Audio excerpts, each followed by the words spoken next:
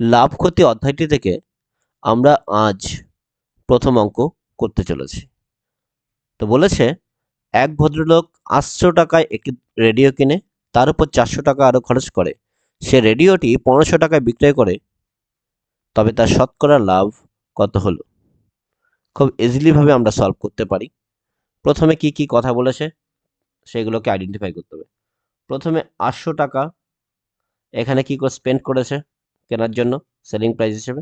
৪০০ টাকা আর কি উনি রিপেয়ারিং করেছে এবং ১৫০০ টাকায় পরে ফাইনালি সেল করেছে। তো এখানে রিপেয়ারিংটাও তোমার হচ্ছে কি হবে যে সিপির মধ্যে অর্থাৎ কস্ট প্রাইজের মধ্যে আমরা কাউন্ট করব। তো সলিউশনে যদি চলে যাই আমরা, এখানে আমরা এভাবে করতে পারি। এই যে প্রথমে মনে রাখবে কস্ট প্রাইস কেনার দামটাকে আমরা সিপি লিখব।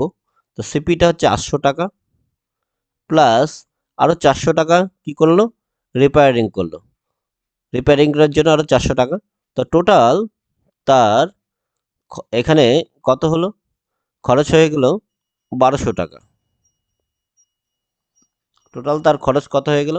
১২০০ টাকা হয়ে গেল, তাই না? এবার দেখো আর আমাদের এসপিটা কত এখানে, অর্থাৎ সেলিং প্রাইসটা কত? এসপিটা হচ্ছে ১৫০০ টাকা। এসপিটা হলো ১৫০০ টাকা। তাহলে এবার আমরা দেখি এখানে টোটাল দেখো গেইনটা কত হলো, অর্থাৎ লাভটা কত হলো। গেইনটা হচ্ছে এসপির থেকে আমরা যদি সিপিটা বাদ দিই তবে গেইনটা পাই। তো ১৫০০ টাকার থেকে আমরা ১২০০ টাকা বাদ দিয়ে দিব, কত হচ্ছে? ঠিক ৩০০ টাকা হচ্ছে গেইনটা। ওকে, এইবার দেখো আমাদের গেইনের পার্সেন্টেজ বের করতে হবে, যেহেতু শতকরা শব্দটা এখানে দিয়ে দিয়েছে। শতকরা শব্দটা আমরা ইজিলি করতে পারি। দেখো গেইনের পার্সেন্টেজ আমরা এইভাবে করব যে আমরা শতকরা চ্যাপ্টারের মধ্যে করেছি যে লাভটা বা লসটা থাকবে সেটা উপরে লিখতে হবে।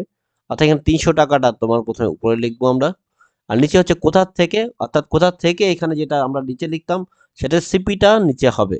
অর্থাৎ যেই টাকাটা আমরা স্পেন্ড করেছি এখানে টোটাল হচ্ছে ১২০০ টাকাটা খরচ করেছি। হলো, এবার পার্সেন্টেজ জানার জন্য আমরা কি ১০০ দিয়ে মাল্টিপ্লাই করব, অর্থাৎ গুণ করব এখানে। ঠিক আছে? তো এখানে দেখো প্রথমে শূন্য দুটো কেটে দিই।